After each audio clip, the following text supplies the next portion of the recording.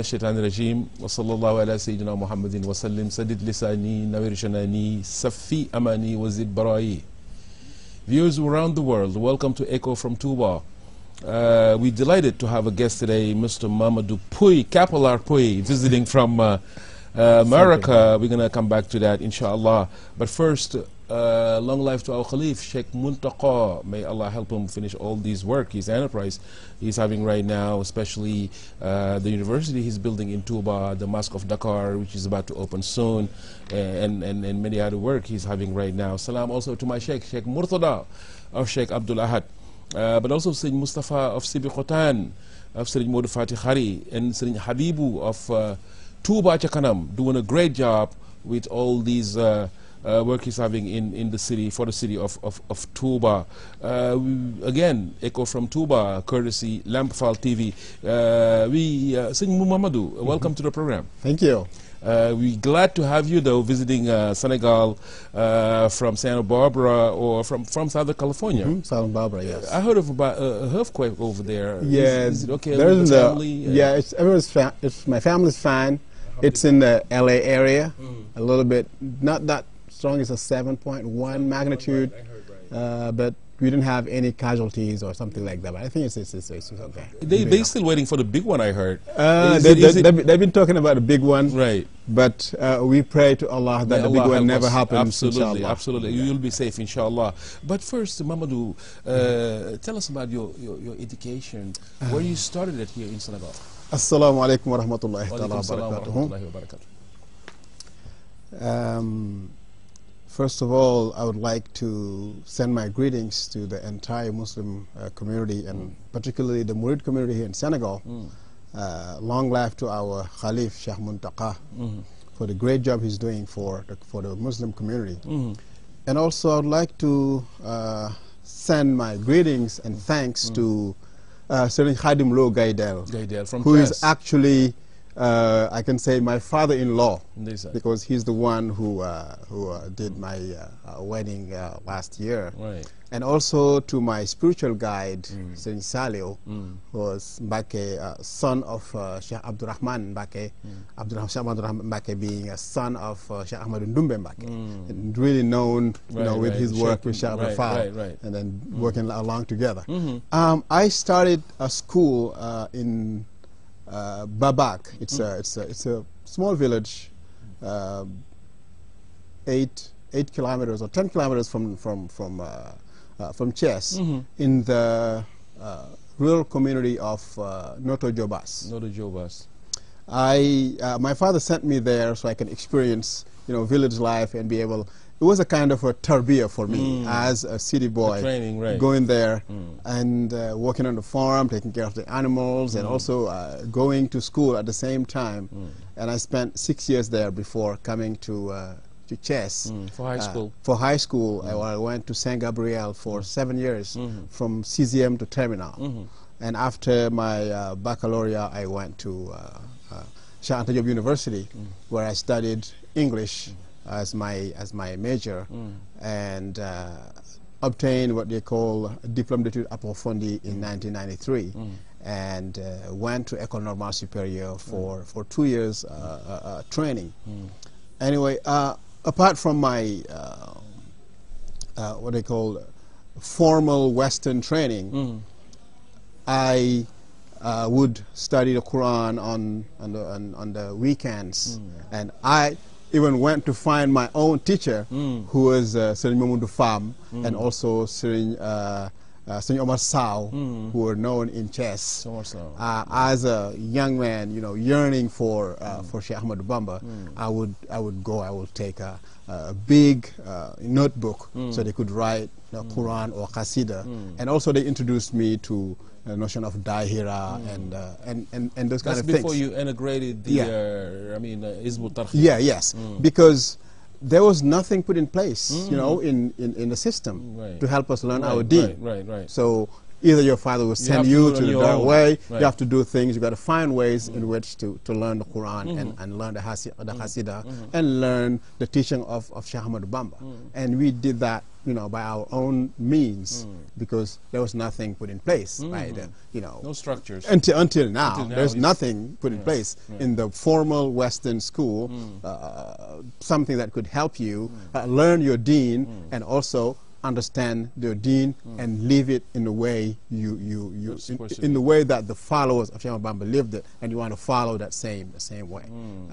In short, this is, and then after that too, after my my training in École Normale, I taught for 1 year in Sédhiou, in Casamance. And after that, I had a scholarship at the end of that year, my first year, to go and study in Northern Arizona University. That was my first experience to go to America. to America. Right, yes. right. Yeah. Beautiful. And what was your first impression coming from this culture to go to a different place, America? Yep. In fact, what was your first impressions over there? There were some positive and also some kind of other negative ones. I'll talk about the positive ones first. First of all, when I arrived, I was flying from here to Paris, and Paris to Chicago, and Chicago to Phoenix. But when I arrived in Phoenix, I missed my flight. And then a guy who was going to Flagstaff, you know, random guy I didn't know. He helped me, told me to go to the Greyhound and get a ticket there, and then he's going to Flagstaff. He can help me, you know. And when we get there, he gave me directions. So when we get to Flagstaff, it was 10 p.m. around there. I came back with just arrived with my suitcase and showed me this is the road to the street to the university. They were supposed to come pick me up at the airport, you know, and get me my dorm, but that didn't happen. So on my way to the campus, I saw a group of young kids probably going to party. It was a Saturday night, and then, you know, unexpectedly they came and told me, "Why don't you leave your suitcase in this hostel here?" That was unexpected to me. You know, arriving, a stranger, you know, dressed in my baila hat. They've never seen someone, you know, like that. And then they helped me put my suitcase in a hostel, and then helped me all the way to give me direction to one of the dorms. As I enter the dorm, I find one of the I think he's one of the responsible. He was a student, but he's taking care of the dorm. I think he was a prefect. They call it a prefect in the dorm. And he asked me, I said, okay, I'm here to study, but, you know, I missed my flight, explained everything. And then they, you know, get me a room and get me a bed to sleep, get me some dinner, you know, and then drove their car back to the hostel to get my suitcase. And then the next day, they took me to all the administration thing, and then helped me, you know, help me settle and everything. But on the other side too, what I would say that the negative one, there were things that I have never seen before here. That, you know, on Saturday people go to party, those kind of things. I'll be, you know, studying, you know, and until late I would walk by the dorm and get out, and I would see young man drunk that I've never seen before, coming from, or even from Bawal, right? Yeah, or even young girls. I've never seen that before in my life. Like young girl drunk walking around campus, even smoking cigarettes. Yeah, smoking cigarette. I've never seen that. It was mind-boggling, mind-boggling for me. You know, and it was unexpected for me to see something like that. You know, for the first time, and I think that was the main thing. And also, when you came, there was difficulty with the food. It was very hard for the first the first days. Yeah, the food was soul food, or what kind of dishes was there were all kind of food, mainly pasta. There was a lot of pasta there, and it was tasteless. Right. The food seems tasteless for me. Right. It took me days to get used to that. Right. And also the cultural environment. There was just to see like a Muslim person, there was no one. Flagstaff is all white redneck, city. Right.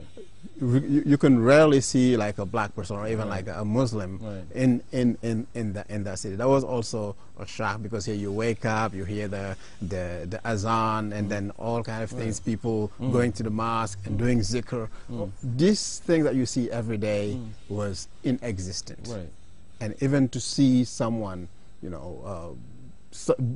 perform salah or even meet Muslim was very, very, very rare, or very difficult to have experience with another Muslim. And yeah, but that was the same. One of the main things. Right. But also another thing that was unexpected. People would invite me when they see me dressed like this, and they wanted to. People were curious. They wanted to know more. Yeah, I think that was also another thing that I would consider very positive, because they were curious. They saw other Africans and other Muslims, but the way I was dressing, the Western style. Yeah, and my style was different from the other ones, and they were curious. Why are you dressing like that? And the other ones, are dressing like us. Right. And it was an opportunity for me just to explain to them, and moreover to know about. To know about the other what culture. You represent, exactly, what you brought here, and tell them the way that we live Islam here, Beautiful. and the way we practice it in our everyday life. Beautiful, something like that. Beautiful, Mamadou Kapolar. Where the nickname come from? My father was in the French army. He went to Indochine. He was in Dien Phu. I think right now he's one of the last living people who were in Dien Phu. Right.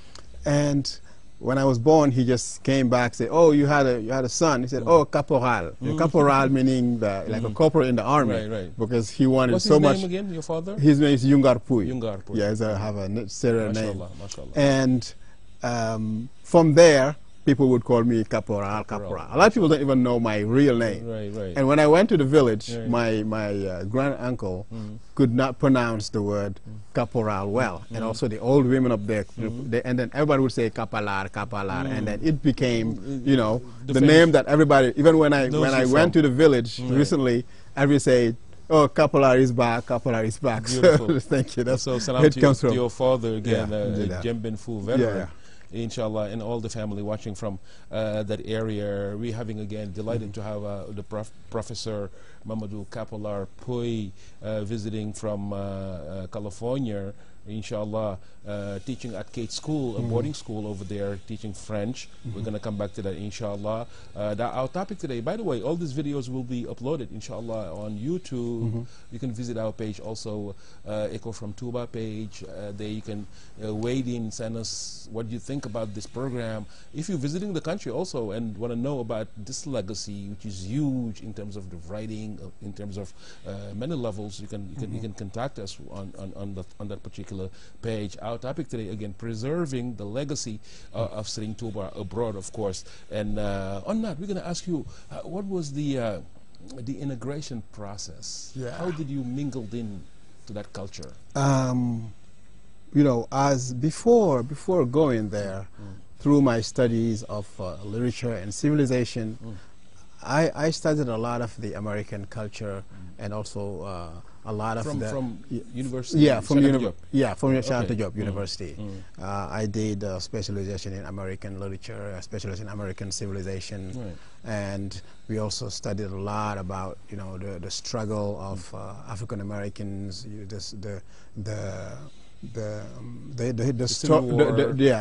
everything, the history of the Native Americans, and when I first was in Arizona, it was that place is a Navajo place, so I had to visit a lot of Navajo places where Indians. Yeah, we call them Indians, Native Americans, right. And as you know, if you have a good Murid like training or Murid education, you are open to understanding others and also living together with others. As myself, I can remember I grew up in a neighborhood where we have a very, very multicultural neighborhood in Chess. There you had people, Manjak, Manka, Jola, Fulani, all kind of thing in this very small area, and then each one had their own culture, and it was a great thing that also helped. A melting pot. Yeah, a melting pot that helped me know how to live with different people, and also living there with different people. Also, I was able to integrate in a way that is really, I think, particular to like a Murid, Murid person coming in a place where everyone is different, and then you're trying to incorporate the positive things from the other people, and also try to share, and also make summarize everything as one and be able to live there.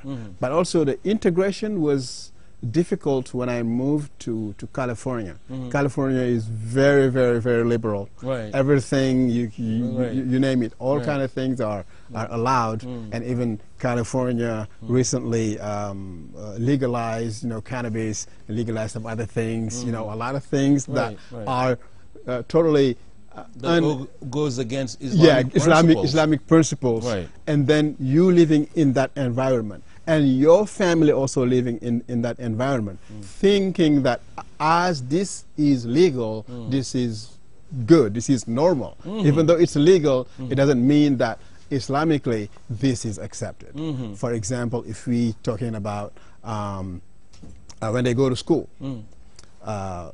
learning about the human existence, they go through what they call evolutionism or Darwinism. And that being now will be considered the only reliable source to talk about human existence, where creation is not part of it. Right. So but we know Ya ayyuhannas taqu rabbakum allazi khalaqakum min nafsin wahida, and all the end to the surah. But this is something that is being rejected in the teaching in the schools in America. Have to cope with that. And you have to cope with that. And it is something very, very difficult, where a lot of things that are against Islamic teaching are being considered normal and day to day, that your kids see that and then you see that, but you are armed in a way that you know how to deal with it. But how you do it? By denying what they're teaching you, or by just having an intake without saying anything? Well, first of all is that, for the kids, it's a little harder, but for us as adults who've been equipped with, a certain thing, it's something that you learn and know what's going on, but at the same time, where to stand, in consideration to that particular issue. For example, the issue of creation, the issue of gender. Now there's no more binary gender, male, female. Everything is wider than that. Yeah, is being stretched to a level that what we as Muslim consider the traditional marriage is no longer considered the norm. And there's many other things. You live with people who live in that kind of environment, where, for example, and you have to show respect. Exactly. Right. Yeah, you have to show respect, but at the same time also they have to show respect to you, right? Because you have to also voice your ideas and also voice your views, so they know that this is a country where people come from different areas and different backgrounds. So inclusion is also part of some of the schools' rhetoric. So if they're talking about inclusion, so now if there's inclusion, I should be included. Right. Even coming from a different culture, yes, right? If it's this person is included because of this or this and such, I also should be included because of this and this and this.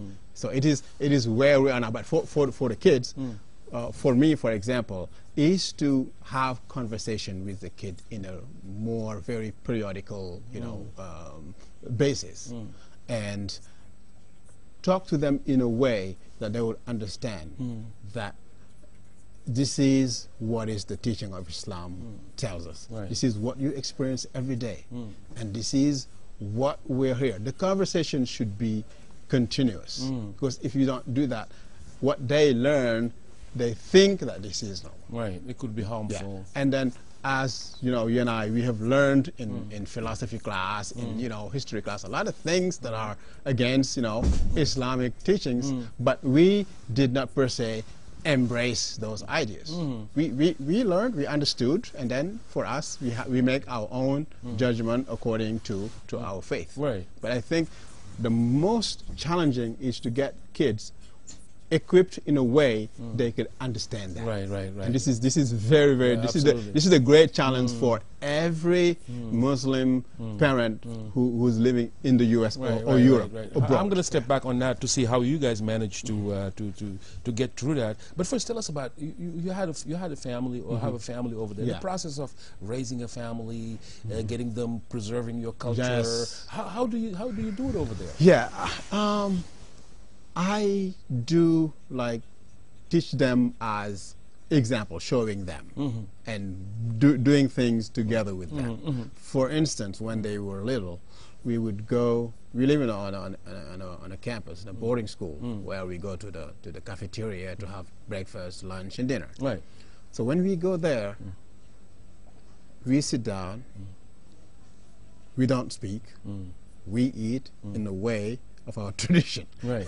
But when they are with their friends... What do you mean eating unaware? What do you mean by that? For example, in us, we just sit and respect the food. We all sit down together, and then we don't eat. talk. We don't talk. We don't spill food. We don't jump around, those kind of things. So they all sit down, we tell them, this is how we're supposed to do things. Right.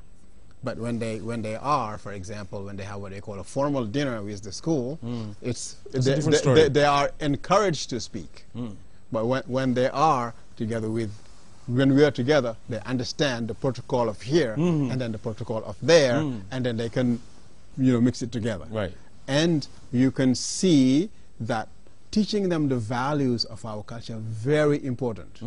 And then everywhere, people see them behave or see them do things, they will notice that there is something. There's an impact. Impact on them.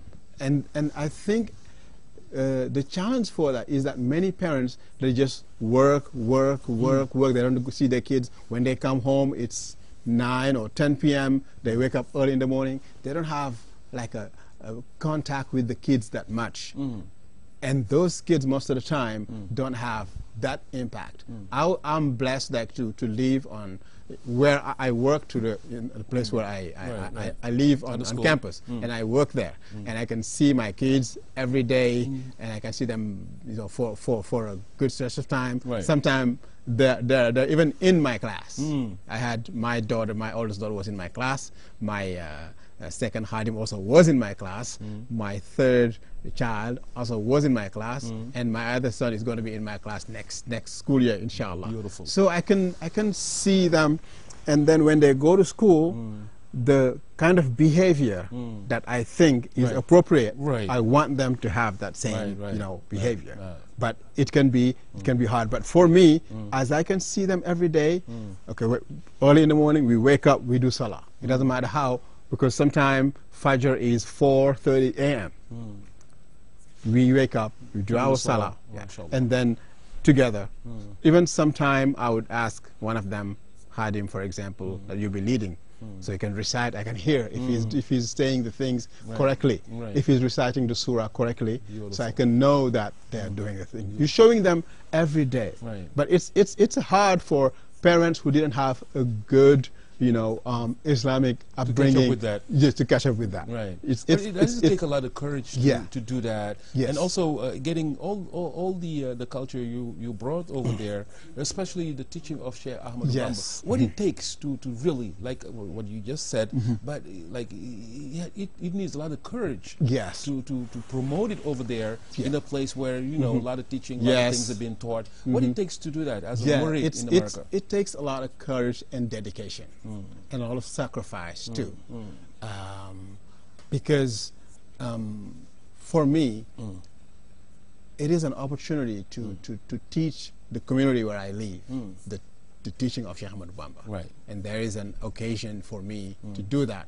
I will do that. For example, if it is Eid, I will stand before the whole school and tell them how we practice, how we do Eid, and the way when we go and ask for forgiveness from each other. Beautiful. And I will ask, you know, I say the community asks the forgiveness of everyone, and I ask everyone to forgive me, and I forgive everyone. Those kind of things that we do here. And I tell them that in Senegal, I go from house to house to ask door to ask for forgiveness. And then they appreciate that. They appreciate that. As we're living in a community, you might look at someone in a way that is not right, or say something about without even realizing that you said something. And this is an opportunity for us to ask for forgiveness. Beautiful. And also to teach them.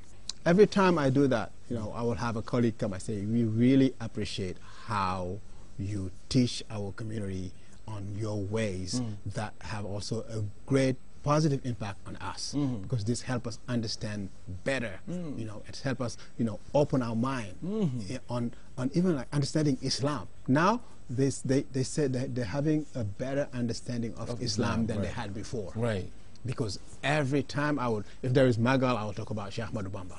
You know, being the first, even way before Gandhi and before Martin Luther King, being the one who was a non-violent, you know, resistant, teaching people in a way that, you know, it transformed them spiritually and transforms people who even were not, you know, spiritual, were not even Muslim. Like I always say that like my people, the Serer, who were really stubborn into, you know, animism, that, you know, Saint Touba, Mam Cheikh Ibra Fall, were the one who really were able to make them, you know, embrace Islam. And this is for me, this is one of the miracles for me of Sheikh Ahmad Bamba. Because people who for centuries, no one were able to get them into, you know, deep into animism. Even people who tried to wage jihad against them failed. They did. You know, and then just Mashallah being in the area, Sintuba being in the area, you know, galvanize them, polarize them to flock to him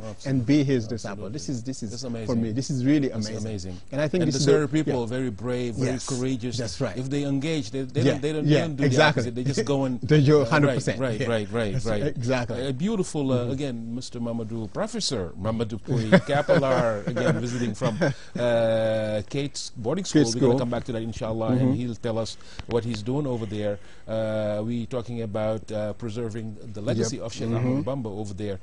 Is it right now the books? I mean, since we're talking about transmitting the teaching of Saint Touba, and his memorabilia, like I always said, is huge. I mean, if you have the opportunity to visit Senegal, please visit the library of Touba in front of the mosque. You'll have all these books and memorabilia in terms of writing of Sheikh Ahmad Bamba, and he wrote also about education, how to help children, like Tazawwud al-Shiqar, Shuban, all these books. Do you have this book already in English, and are the people over there taking opportunity of these books or not yet?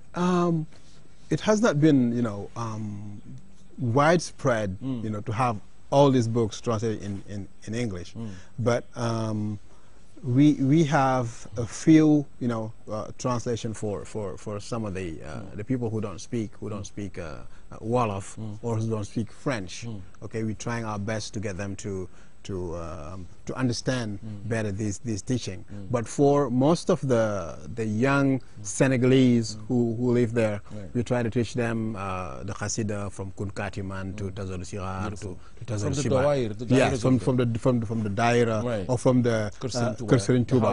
Yeah, so Bamba. If there is no house of Bamba, sometimes people use their own house as house of Bamba. And for example, for example, my kids, I teach them in the house. So when we wake up in the morning or on Saturday and Sundays, we learn Qasida, Quran for them to know that this is the deen that we are following, and this is how we should, practice. This is why we are here. Why we are here, because Allah has only created jinkind and mankind for the only purpose they could worship Him. So then I'm trying to, engrave that into their mind to an extent that they understand this is very important Islam, mainly the Salah, the Siyam, and so on. And one example I was given, I was really proud of my younger son, who one day he had a football, American football, flag football game, and he was fasting around 4 or 5. He was running here and there and doing everything. And then I asked him, "Are you still fasting?" He said, "Yes." And I was really, really impressed that day. And then when we went home, I bought something present for him just to encourage him. Yeah, because now, like Salah and Ramadan is already, they have it down. No matter whatever, they do their Salah and then they do their Ramadan. And they're lucky, of course, to have a father that have this mindset that really teaches them the rules and the principles of Islam. But other people might not have that opportunity. Tell us about, is there any resistance from the children over there? Yes, in some areas where, sometime early on, the children think that because they are taught at school, if your parents, kind of do this to you, do that, call 911, those kind of things. And then some of the parents are scared even to discipline their children. This is the law. And sometimes the kids abuse that to resist, the teaching. And usually from bad influence. Yes, from bad influence. And sometimes in some areas, they just get out, as soon as they get out of the house, all they see is violence, gangs, drugs, and those kind of things. And it's very difficult. But however, there is the Dara, the Kursun Touba, where the parent can send their children, usually on the weekends, Sundays and Saturdays, where they go to learn the Quran and learn the ways in which the way of good behavior through all the teaching in Nahju, how you should behave with your teacher, with your parents, with your brother, your sister, and so on. I think this is very important in certain areas where you don't have resources right now close to you. And I'm really happy that we're doing a great job there through what we organize, Qasida Day, Bamba Day, those kind of things are really important, where kids come and then they would see especially other there's children. One they had last month, and I saw all these groups come in and that's Qasida Day. The Qasida and Day. we had I was beautiful. impressed this year because we had kids from all kinds places. of little, like from Cincinnati, from this area, from here, from there. I was like, this is really America? And they were chanting, and at the end there was one group. This group made me. I think they made me. This one group, the Jalibatul Maraqib. Yeah, that was yours. Yeah, oh, that was and then there was some kids. We had some kid mainly Miss Serigne Sidi Mokhtar Bakke from Las Vegas, whose kids also, he's doing a great job there too in Las Vegas, where his house is the Dara. Everyone comes there, kids come there and learn, and they now many of them can chant in the Qur'an. Beautiful. And also in New York, Atlanta, Houston, all kind of. They came from all over. There was even cities where I didn't think there were Muslim or even Murids. Right. I think there was something from Minnesota or some kind of really, place where you don't even think that. Right, there was a chorale of young kids who were chanting qasida, and there was at the end where they were chanting this kind of thing. It was really emotional. Everyone almost was crying. Beautiful. It was beautiful,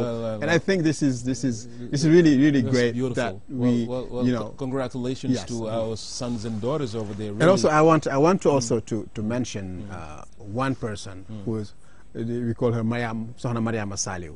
She's really dedicated with the kids. Beautiful. She even called them Samaitu Tank. She's always... She's the Yaifal. Yeah, she's the Yaifal doing everything. She lives in Cincinnati, Ohio. Sohna Mariam Saliu. Mariam Saliu. And she does a great job. She's dedicated. Every event, Bamba Day, Hasidah Day, she's there. She even goes there with her purse full of scarf. So when the woman doesn't respect certain things, she would give them, this is a scarf for you to wear. Beautiful. And also really encourages the That's kids. Beautiful. And she takes the kid as her own family. Kids. Yeah. Beautiful. Sohna Mariam, assalamu alaikum. And doing also, a great again, job. congratulations to our sons and daughters over there, really grasping on Sarin Touba's teaching. That is the only way, like Mamadou Kapolar said, our purpose in life is to worship Allah. If you're lucky enough to have someone who takes you on the right path, that's right. That's beautiful. And that's what we pray all the time on Fatihatul Kitab, the first surah, that even if you don't recite it on the prayer, it's not valid. And what we pray at the every day is Ihdina Siratal Mustaqim, put us on the right path. So if you're lucky enough to have someone who's helping, Alhamdulillah Rabbil Alameen. But also, like I said, I'm going to come back to that question because I wasn't too satisfied. I mean, there's resistance. There's some people, some children who don't have the opportunity like your family, mashallah, have. What happened with some of them being rerouted by children over there? Is it a problem right now with the Senegalese family?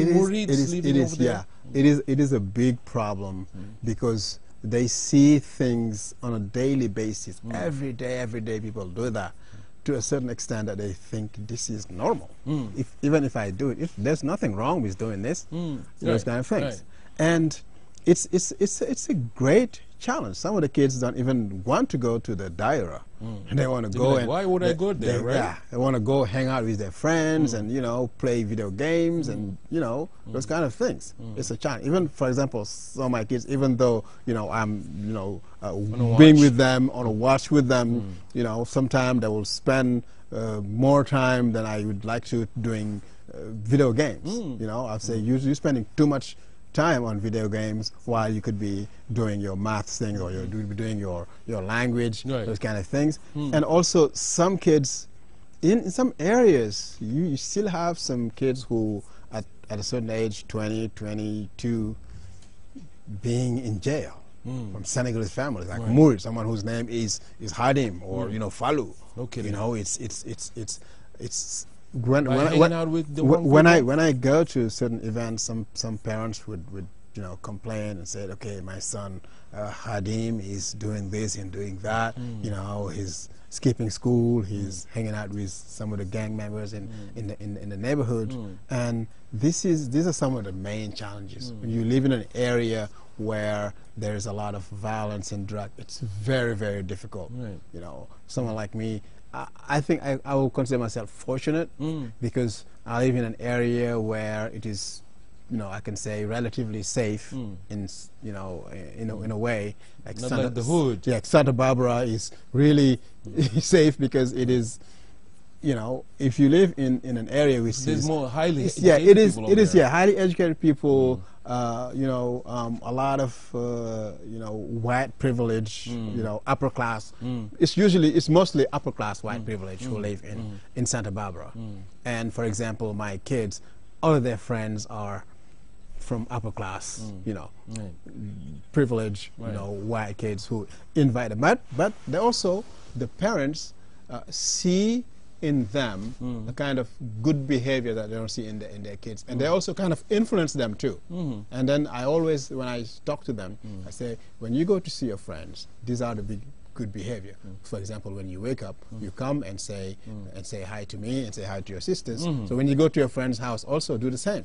If you wake up, say hi to the dad and also say hi to their mother in the family.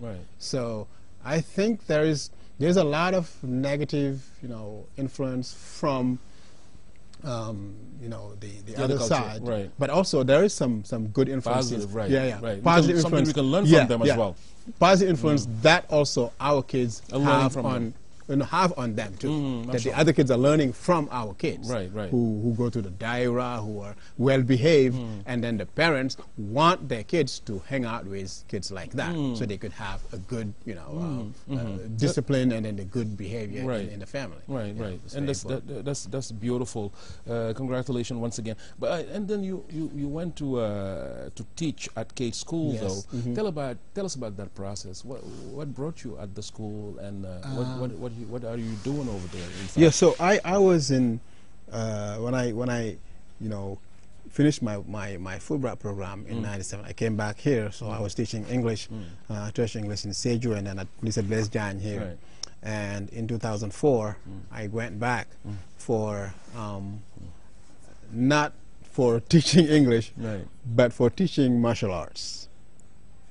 A lot of people don't know that side of me. So in Arizona, I was teaching martial arts for a year and a half, and a friend of mine who applied to a boarding school told me, "Would you like to go back to the classroom?" I said, because what I saw in the public school was discipline was very, very hard. The kids misbehaving, really. I was invited to some school to visit, and he told me that the independent and boarding schools have good discipline, and then the students are really focused. You might want to try that. And then I applied, but when I was applying, I wanted to come to the East Coast where most of my friends teach. But nevertheless, they sent my referrals to GAYE school. One day called me, and then things went very quickly. Interview on the phone, and I went to the school and interviewed and taught a few classes.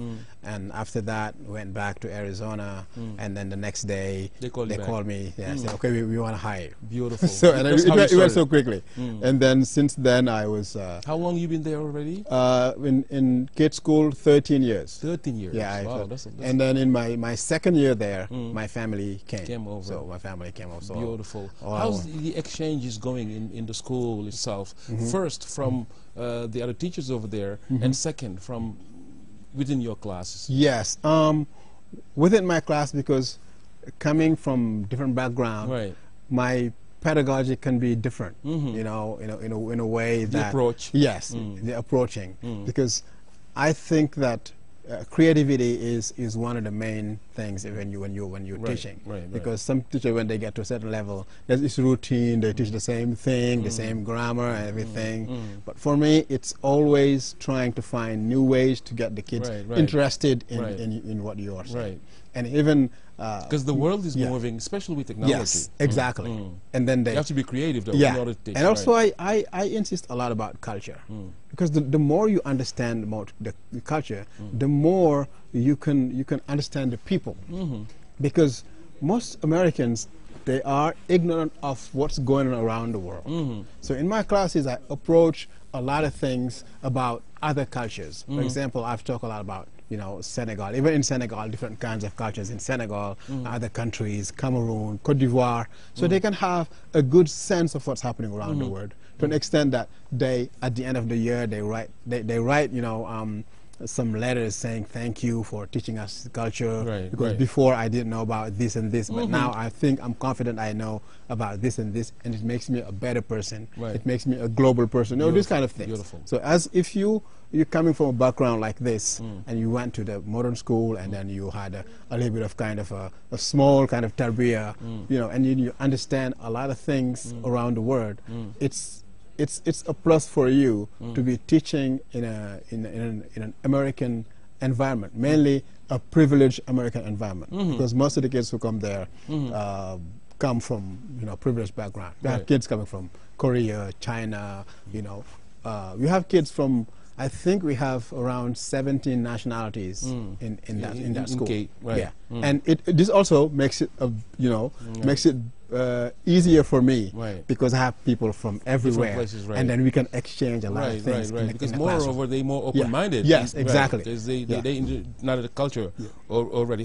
How about with the teachers over there? The teachers also now they're getting more and more open. Even for our summer reading, I think there is a book called "What's in the News," so that it's about global understanding, knowing what's happening around the world. That's beautiful. It's something really, really important for for the teachers, because if you're like just closed like that in this little bubble, what we call, because our school is a kind of a little bubble. But I see more America now opening on different programs, like the Albright you just said, and other missions. What's stopping? I don't know why it's still not 100% yet, because a lot of Americans still don't know about foreign cultures. Yeah, and now we have a program called Round Square.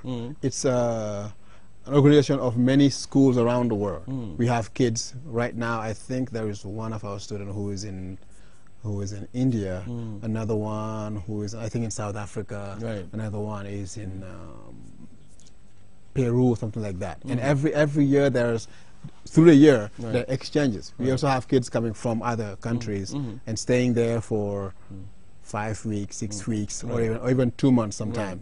And I think, and also a lot of those students, they travel a lot around the world. And because I think we are fortunate to live in a privileged school where almost all the kids they travel during summer or during spring break or during winter break. They travel to many places. Some go to Russia, some go to all kind of places. When they come back, they tell you their stories about, we went to South Africa, we went to Kenya, and after that we went to, Australia or New Zealand. So they travel all over the place. So I think, and also traveling opens, your mind to that's beautiful. But for other people who live in other areas where the students don't have that opportunity, it can be a little hard. But for me, it's easier to. We're gonna move up and talk about most of the dairies over there, the dairies, and also the Sering Tubas over there. Is it all these organizations are helping in terms of preserving the legacy or spreading the word of Wush, Sering Touba? What is the legacy, or what is the are they vibrant? These most people when they need information, they go to Sering Touba or to the Dara of that city, and it is very important. They play a very, very big role in spreading the teaching of Shah Ahmad Bamba, and also in getting preserving also the legacy of Shah Ahmad Bamba through a lot of conferences or activities that we organize. Let's say Hasidah Day, Magal, for example. In Magal we have a lot of people. I invite a lot of other Muslims who are American who come there and then listen, and they like to know a lot about Shah Ahmad Bamba, because they've heard about him, they heard a lot of stories about him, and then actually listening directly, from the sources, the teaching, his own writing. It's very good for them to come to those events. And Hasidah Day now, we're having more and more people. You have one in California, right? We what was rotate. it you were organizing last year? We rotate. This year was what was that? Kentucky. We did that. This one was in Kentucky. In Louisville, Kentucky was this one. Last year was Washington, D.C. The year before, I think it was Nashville, Tennessee. It was Cincinnati, and so on. And next year is going to be in, inshallah, in Las Vegas. Beautiful. So we'll be organizing. But during those West days, Coast. I don't see. Maybe it happens like the books of Sering Touba. Because most of it is in Arabic, not translated yet. As Mustafa Salam to Mustafa Gaynde Fatma, who translated translated many in Samba in Yeah, French yes, and yes. others. But is it because if they speak English, they don't speak Arabic, Yep. and there's events like that, they come in, they want to. If Yes. it's going to be a plus, if they hear something in English, Yeah. is it something being done with that? So that's my main, I say, struggle or fight. Every time when we go to those events, I'm trying to get people to use more English than Wolof, because people who are there, they want to understand. And then mostly when we're doing English, I want to start first with English, because sometimes they wait until very late at night, and then people are leaving, and then they start speaking English. But from now on, from the get-go, every time I will just encourage people to use more English than Wolof, because I'll be having a lot of more English-speaking people joining. And also, if you look around the world now, we're having people in Brazil, in Argentina. Portuguese, You know, I even didn't think that there was something in Brazil. Recently, I saw something, I think 2 years ago, and then they were talking about Bamba Day over there, celebrating. And then I made an audio and I sent it to them, and then they made it into a video. And also I sent those people in Brazil, you know, a small, you know, audio about, you know, Serigne Touba as like a peaceful leader in Islam. And I think we should focus more on getting other languages. Absolutely. Because I think there was one time a guy who was saying that that the true Murids in the future will not speak Wolof. So then now we're having, you know, if you look at Italy, they have a daira, I think it's Ansar, something like that. Only Italians. It's all Italians. And then really teaching the teaching of Shahbad. Even they had that, I remember, in Brooklyn, in America, they was just the people who were raised by, educated by Serigne Murtada. They just didn't want a Senegalese around Because when they come to the Senegalese, they're speaking Wolof and so on. It has to stop, though. It's stopping being formal. And also, if you are just joining us, we have about 5 or 10 minutes left in the program. Inshallah, we're talking about preserving the legacy of Serigne Touba abroad. Mr. Kapolar Poy, Mamadou Kapolar Poy, a professor at Kate school, though, where he's teaching, boarding school, where he's teaching in French in Santa Barbara, really explaining the life of a Murid over there, how to raise children, how to help them also really staying on the right path. And alhamdulillah, he's doing, that's what we need right now. People really help by their own behaviors, by their own good understanding of this community. And if you also are somewhere around the world right now, there's many houses of Serigne Touba. If you want to inquire about the Sheikh from good sources, just ask for Kër Serigne Touba, the house of Serigne Touba. If you go there, you meet the people, they will take, help you to understand what Serigne Touba is about, of course. And also, Mamadou Kapolar Poy, during all these programs, also say habla español también. Right, and you're helping also on translating a lot of messages in Spanish. This is a very good thing. And also, you speak Portuguese, you do the same thing for the Portuguese people. So you being international, all doing all these translations, where do you want that translation or that work to head to? What kind of help you will need? What do you want to do in that perspective? I think that everyone who, now we're having more and more, Murid around the world who speak different kind of languages. I think it would be great so we could translate, as much as we can, the works of Ahmad Bamba in all kinds of languages possible. Because I remember 2 years ago or a year ago, I saw a celebration of Magal in South Korea, which is, I've never seen that before. And I think those to help spread the message, we need to translate in as many languages as possible. Because even some novels of fiction or anything that doesn't have maybe a spiritual benefit or anything, been translated in many languages, you know, and they become, you know, bestsellers.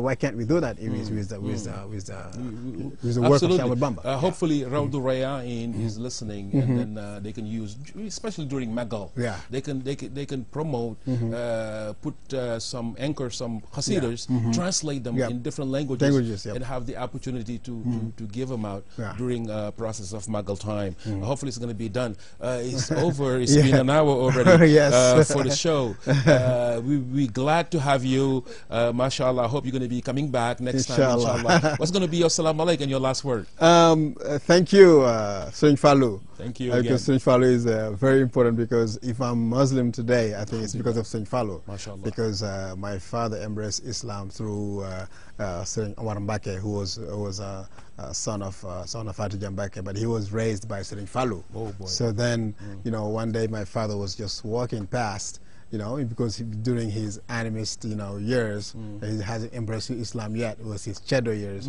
So he just walked in front of the house. He was probably, you know, he was probably drunk, but Saint Omar said, call that man, he's a good man. Right. You know, and then he came and he prayed for him, and later he embraced Islam, and he gave him the name of Babakar. Right. But his traditional name is Yungar. Yungar. So that's why I named his son. Once I named my son also Babakar after him. After him, mashallah. Assalamu alaikum again.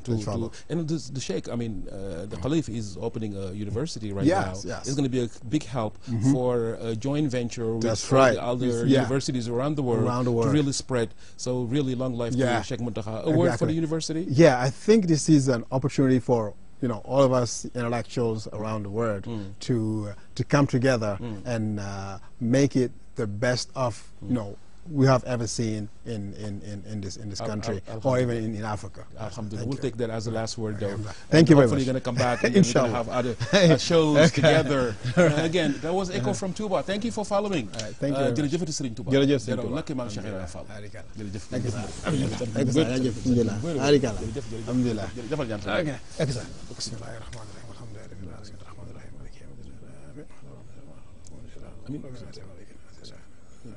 نبي ما يسوى الحمد لله بن كريم لا شريك له محمد صلوات الله عليه في كل في كل ناجيته جل خير امين لك سيدوا الرحمن الرحيم خدمة المصطفى يا مالك الملك يا مالك الملك يا مالك الملك يا امين لك سيدوا ما تما خدنا وافتح لنا كل باب كنت فاتح ودمرنا كل يا الله يا الله أبشر الله ألتقى أموري كشكر بلا كراي بارك الله